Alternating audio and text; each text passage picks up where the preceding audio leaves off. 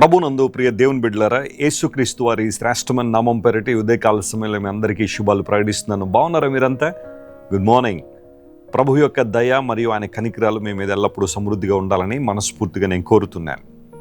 కాగా మీరు పరిశుద్ధాత్మ శక్తి పొంది విస్తారంగా నిరీక్షణ గలవారగుటకు దేవుడు మిమ్మల్ని సమస్త ఆనందముతోనో సమాధానముతోనో నింపునుగాక అని దేవుని వాగ్దానం మీ జీవితంలో నెరవేర్చబడాలని మనస్ఫూర్తిగా ప్రతిదినం మీకోసం ప్రార్థన చేస్తున్నాను.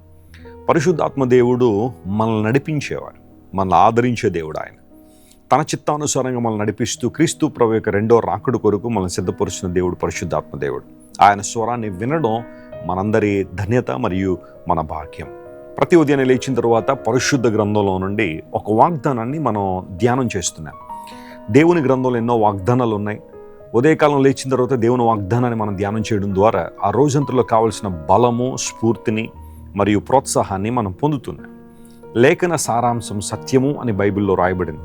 సత్యమైన దేవుని మాట వినడం మనకిప్పుడు ఆశీర్వాదకరమే. ఈరోజు దేవుని వాగ్దానంగా పరిశుద్ధ గ్రంథాలు తెరిచి యెషయా గ్రంథం 48వ అధ్యాయం 15వ వచనం చదువుకుందామా? The book of Isaiah chapter 48 and verse 15. నేనే ఆజ్ఞ ఇచ్చిన వాడను, నేనే అతని పిలిచితిని, నేనే అతనిని రప్పించితిని, అతని మార్గము తేజరిల్లును, నా యొద్దకు రండి, ఈ మాట ఆలకించండి. యెషయా గ్రంథం 48వ అధ్యాయము కొన్ని ప్రాముఖ్యమైన విషయాలను మనకు తెలియచేస్తుంది. అందులో ఒకటి ఇజ్రాయెల్ స్టబర్నెస్, ఇశ్రాయేలు ప్రజల యొక్క మెడవంచనితనం లేదా వారి యొక్క కఠినత్వాన్ని గురించి ఈ అధ్యాయం మాట్లాడుతుంది. And then this chapter talks about God's faithfulness and sovereignty. దేవుని యొక్క సార్వభౌమాధికారం మరియు ఆయన నమ్మకత్వాన్ని గురించి కూడా ఈ అధ్యాయం మాట్లాడుతుంది.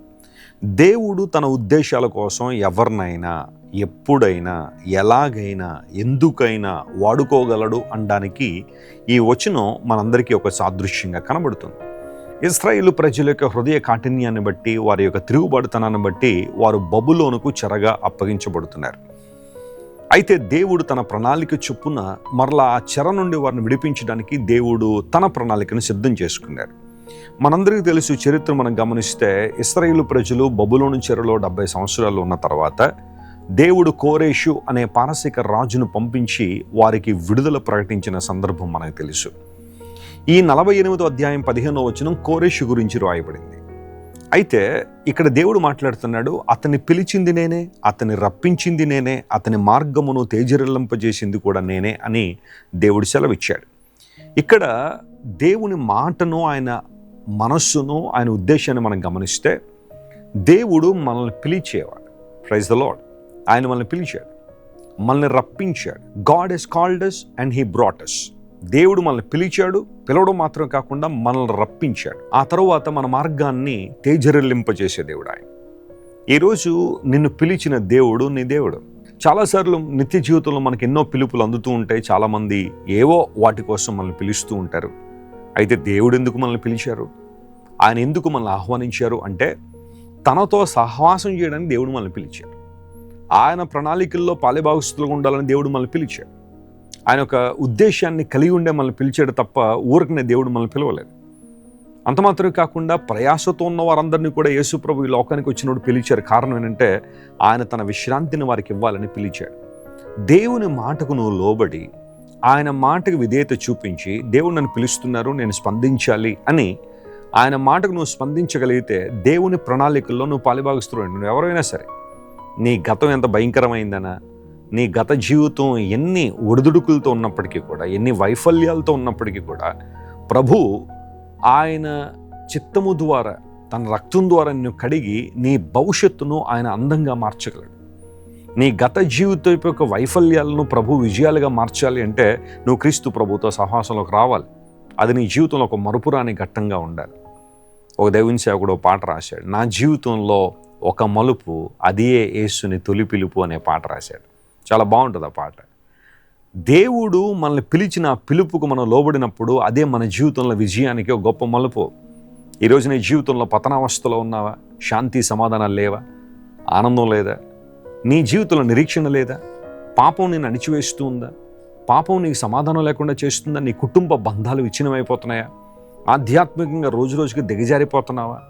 ఆత్మీయ విలువలు లేకుండా బ్రతుకుతున్నావా? ప్రభు నిన్ను పిలుస్తున్నాడు. ఆనాడు కోరెషిని పిలిచిన దేవుడు ఈరోజు నిన్ను నన్ను పిలుస్తున్నాడు, తనతో సాహసం చేయాలి. అంత మాత్రం కాకుండా రప్పించాను అన్నాడు.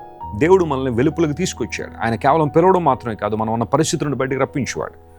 పేతురు మహాశయుడు అదే అంటాడు, ఒకప్పుడు మనందరం చీకట్లో ఉన్నాం, కానీ ఇప్పుడు ఆశ్చర్యకరమైన తన వెలుగులో నడిపించబడ్డాం. ఎందుకు అంటే ఆయన స్తోత్రమును ప్రచురించేయనట్లుగా రాజులని యాజక సమూహంగా, ఆయన సొత్తైన ప్రజలంగా, ఏర్పరచబడిన వంశంగా మనం ఉండాలనే ప్రభు మనల్ని పిలిచాడు, మనల్ని రప్పించాడు. చీకట్లో ఉన్న మనల్ని, బంధకాల్లో ఉన్న మనల్ని, అపవాది యొక్క భయంకరమైన అనుభవాల చేత నింపబడిన మనందరినీ కూడా ప్రభువు పిలిచి రప్పించి తన మహిమ కొరకు వాడుకుంటున్నాడు. ఆయన నువ్వు ఏర్పరచబడిన వంశంగా ఉన్నావు, రాజులని యాజక సమూహంగా దేవుడిని చేశాడు.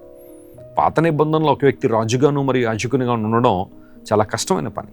కానీ నూతన నిబంధనలో యేసుక్రీస్తు ప్రభు వారి రక్తము ద్వారా మనల్ని రాజులుగాను మరియు యాజకులుగాను ఆయన మనల్ని చేశాడు. ఆయన్ను సేవించినట్లుగా, ఆయన కొరకు మనం జీవించినట్లుగా ప్రభు మనకు సహాయం చేస్తున్నాడు. అంత మాత్రం కాదు, అతని మార్గము తేజరిల్లును అంటే క్రీస్తు ప్రభు మార్గములు ఎవరైతే నడుస్తున్నారో, ఆయన చిత్తములు ఎవరైతే నడుస్తున్నారో వారు చీకట్లో నడవడం లేదు, చీకటిని జయించారు, వెలుగులో నడుస్తున్నారు. వెలుగు ఎప్పుడూ కూడా ఒక మనిషికి అవగాహన ఇస్తుంది, క్లారిటీ ఇస్తుంది. ఎటు వెళ్ళాలి అనేది, ఏం చేయాలనే ఒక అవగాహనలోనికి మనిషి వస్తాడు.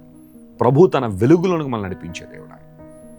దమస్కు గేటు దగ్గర సౌలు క్రీస్తు ప్రభు యొక్క వెలుగును చూసిన తర్వాత ఆ క్షణం నుండి తన జీవిత యాత్ర, విశ్వాస యాత్ర ప్రారంభించబడినప్పుడు పరలోక ద్వారాలు తన కోసం తెరవబడేంత వరకు కూడా పౌలు క్రీస్తు ప్రభు వెలుగులో నడిచాడు. తన మార్గం తేజరిల్లింది, అనేక మందిని ఆ మార్గంలో తీసుకురాగలిగాడు. దేవుని బిడ్డ నమ్ము, ప్రభువు నీ జీవితాన్ని వెలిగించగలిగినవాడు, వెలుగులో నడిపించగలిగినవాడు. నీ చేతిని ఆయనకి ఇస్తే, ప్రభువా నీవు నన్ను నడిపించిన ఆయన, నీ చిత్తానుసారంగా నన్ను నడిపించు అని ప్రార్థనాపూర్వకంగా దేవుని వైపు చూడగలిగితే అసాధారణ కార్యాలు చూస్తావు. ఈ రోజంతా ఈ వాగ్దాన్ని క్లెయిమ్ చేసి ప్రభువును స్తుతించండి. ప్రభువు మీ జీవితంలో అద్భుతాలు, ఆశ్చర్యకార్యాలు జరిగించును గాక. ప్రార్థన చేసుకుందాం. ప్రేమగల తండ్రి, మీరు మాకు ఇచ్చిన వాగ్దాన సందేశాన్ని బట్టి నీకు స్తోత్రాలు. నువ్వెంత మంచి దేవుడు నాయన. ఆనాడు కోరెషును నీ సంకల్పం ప్రకారం ఏర్పాటు చేసుకున్నావు, పిలిచావు, రప్పించావు, అతని మార్గాన్ని తేజరిల్లింపజేశావు. మా జీవితాలు నీకు అప్పగించినప్పుడు మమ్మల్ని కూడా ప్రభువా నీ వెలుగులో నడిపించి నీ నామానికి మహిమకరంగా మేము జీవించినట్లుగా నీ కృపను విస్తరింపజేస్తున్నది నీకు వందనాలు. ఈరోజు ఈ వాగ్దాన సందేశాన్ని మా ప్రియులు ఎంతమంది అయితే ఎక్కడెక్కడి నుంచి అయితే వింటున్నారో, చూస్తున్నారో వారందరినీ మీరు ముట్టి బలపరిచి నీ ఆత్మశక్తి చేత నింపి వారి మార్గములను వెలిగించి ప్రభువా నీ చిత్తానుసారంగా వారిని నీ మహిమ కొరకు వాడుకోనండి. ప్రతి అవసరం ఫిలిప్పీ 4:19 ప్రకారం మీరే తీర్చి వారి జీవితాల ద్వారా నీ నామాన్ని మీరే గణపరుచుకోమని కోరుకుంటూ యేసుక్రీస్తు వారి అత్యున్నత నామం పేరట అడిగి వేడుకొనిచున్నాం తండ్రి. Amen, amen. God bless you dear friends. Have a wonderful day. Christ worship centre ఓ బలమైన సంఘ ఉద్యమం. కొన్ని సంవత్సరాల క్రితం కేవలం 2తో ప్రారంభించబడిన పరిచర్య నేడు ప్రపంచవ్యాప్తంగా లక్షలాది మందిని ప్రభావితం చేయుచున్నది. వాక్య సంబంధమైన ఉద్యమంలో, పరిశుద్ధాత్మ సంరక్షణలో కొనసాగాలనుకునే ప్రతి ఒక్కరికి మా ప్రేమపూర్వక ఆహ్వానాన్ని అందిస్తున్నాము. రండి, ఆత్మతో సత్యముతో ప్రభువైన యేసుక్రీస్తును ఆరాధిద్దాం.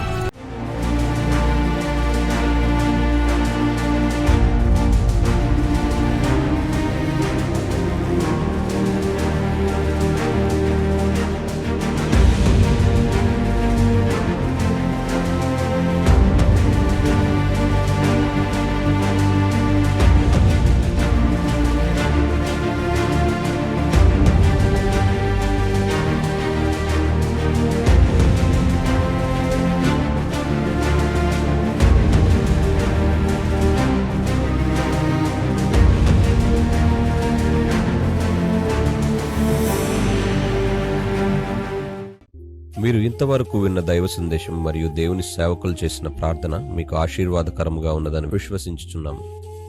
ఈ సందేశాన్ని మీ స్నేహితులకు, బంధువులకు షేర్ చేయండి.